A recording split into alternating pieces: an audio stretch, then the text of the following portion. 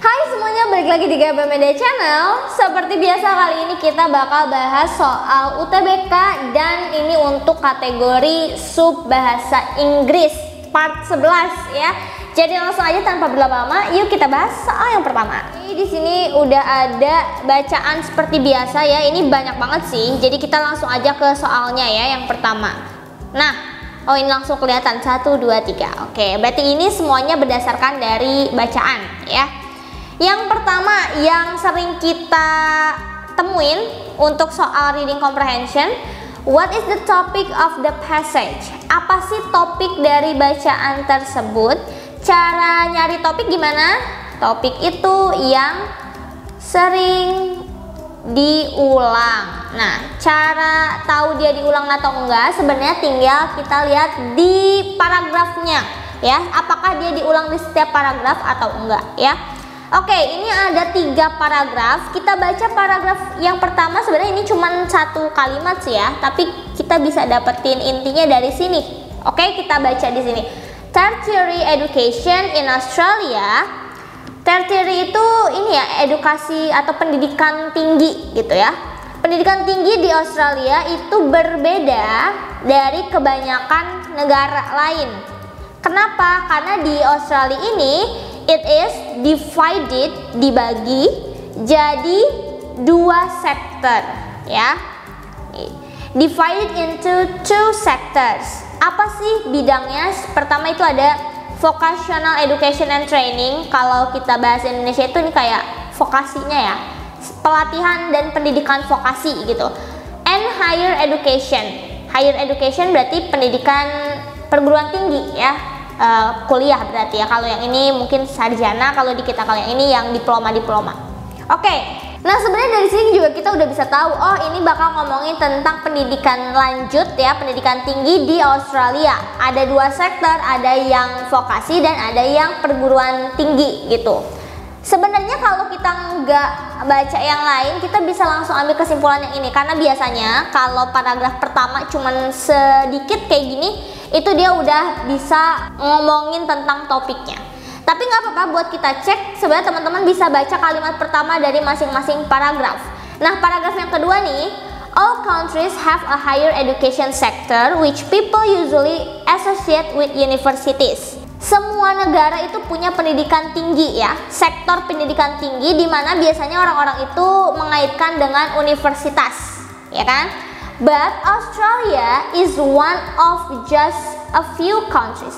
Tapi Australia itu salah satu dari sedikit negara yang punya pendidikan vokasi gitu. Dimana trainee-nya itu ya, maksudnya calon mahasiswanya itu assessed by his or her acquisition of competencies.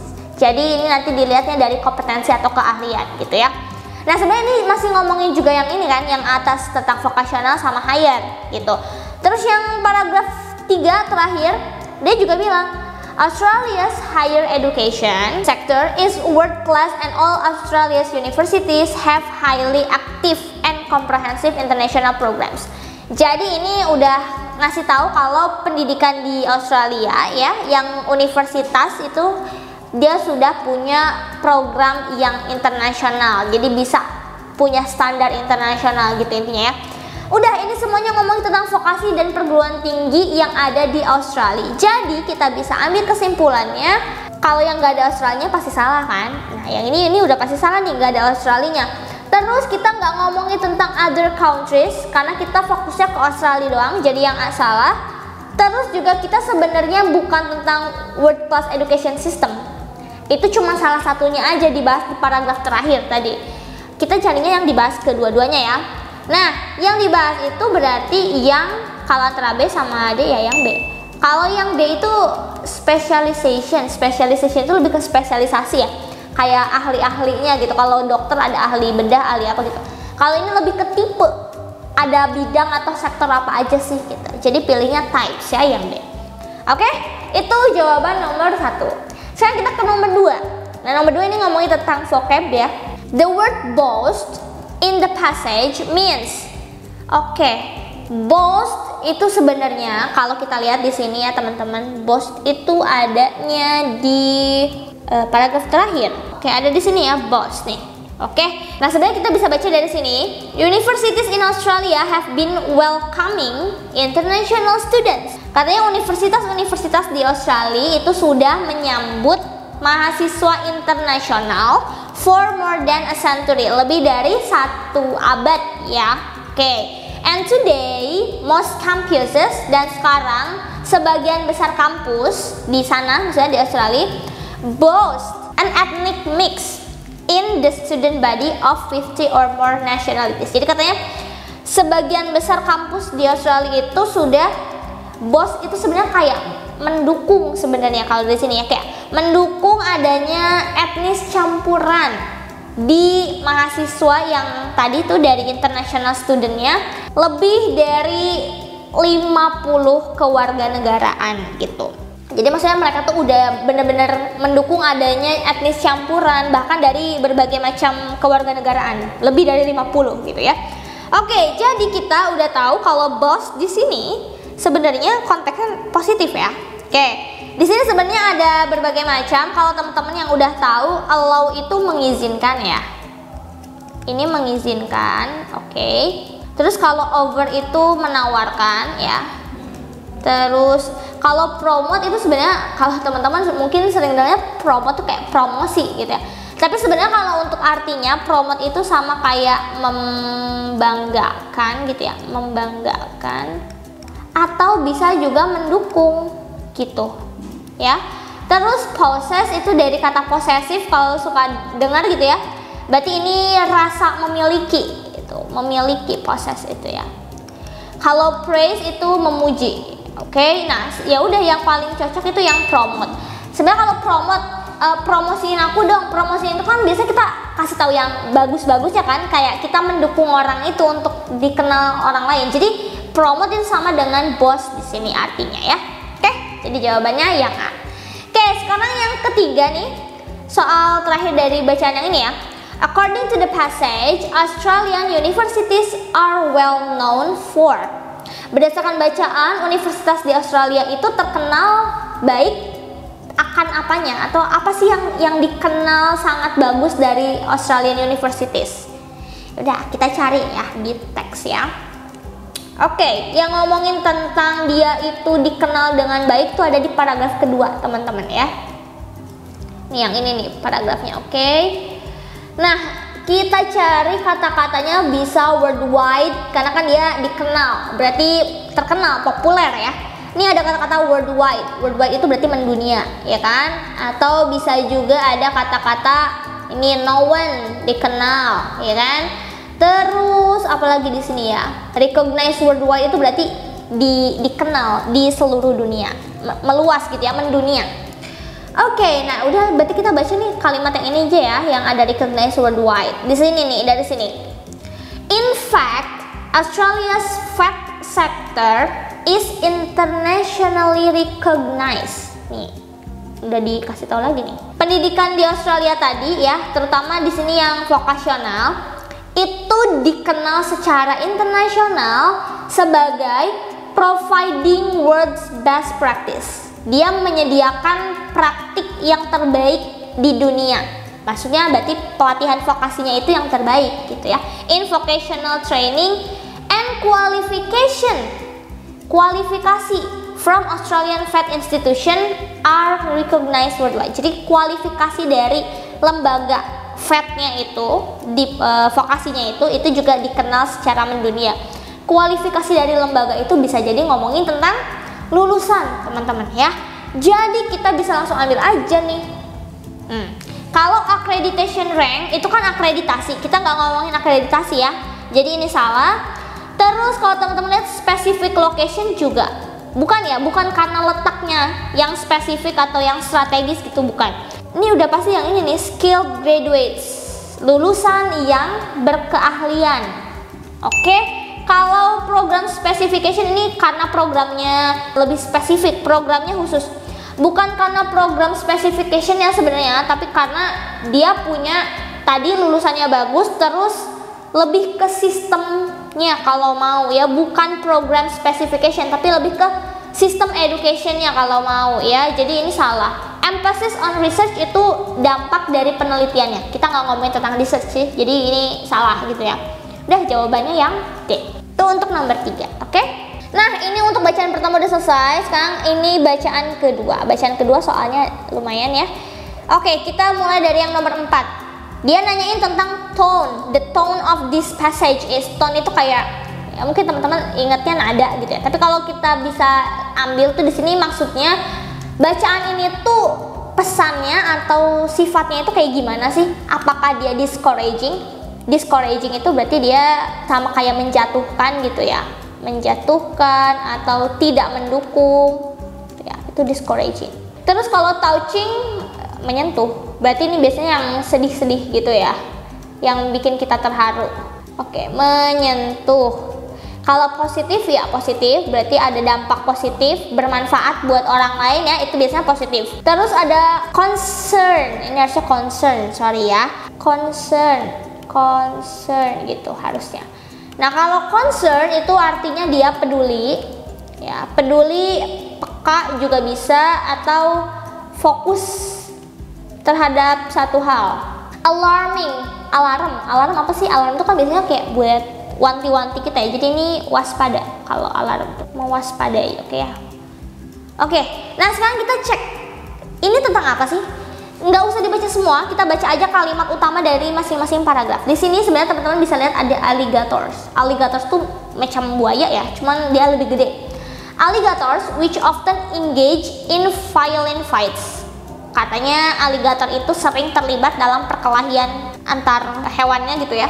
Fights over territories and mates, karena dia mau menjaga wilayah, territories dan mates. Mates itu pasangannya ya. Have made scientists puzzled, itu membuat para ilmuwan itu kebingungan, puzzled, bertanya-tanya gitu ya. Why their wounds rarely get infected, kenapa sih luka mereka, wounds itu luka ya, luka mereka itu nggak pernah atau jarang terinfeksi. Kan mereka sering berantem tuh sama hewan lain, tapi kok jarang terinfeksi lukanya. Itu bikin ilmuwan bertanya-tanya. Oke, sampai situ. Terus kita bisa baca kalimat utama dari paragraf 2. Dia bilang begini, Study co-author Lances Darfield at Louisiana State University bla bla bla bla believes that peptides, fragments of protein within alligator blood, help the animal stop fatal infection. Kata paragraf kedua ini dia bilang penelitian dari si Lances Darfield ya di Universitas Louisiana, dia percaya bahwa ada peptides ya, itu bagian atau ornamen dari protein yang ada di dalam darahnya alligator, si mirip buaya tadi ya, itu akan membantu animals atau hewan untuk memberhentikan atau menghentikan infeksi yang fatal. Makanya kenapa tadi lukanya itu jarang terinfeksi. Oh, ternyata begitu teman-teman ya. Terus kita baca paragraf ketiga.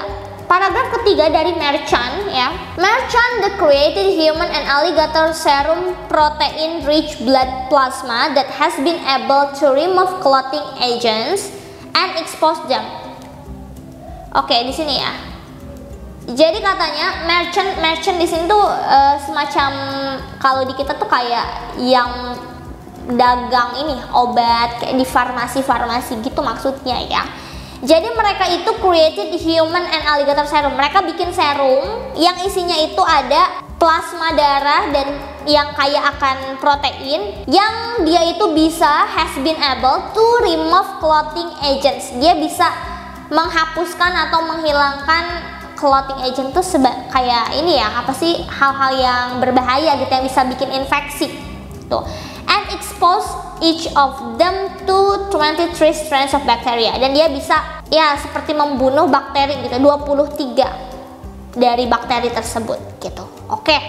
Terus yang terakhir dia bilang the study team thinks that pills and creams containing alligator peptides could be available at level pharmacies. Ya, yang terakhir itu dia bilang katanya serum atau tadi ya si pil sama krim yang isinya tuh ada alligator peptidesnya tadi, itu bisa aja nanti dijual di apotek-apotek ya 7 sampai 10 tahun ke depan gitu. Artinya itu bisa bermanfaat buat orang banyak. Oke. Ya udah, karena kita udah tahu itu bakal ngomongin tentang manfaat, jadi kita bisa ambil jawabannya yang C, positif gitu ya. Oke, itu nomor 4. Sekarang kita ke nomor 5. Which of the following statements is not true about peptides within alligator's blood?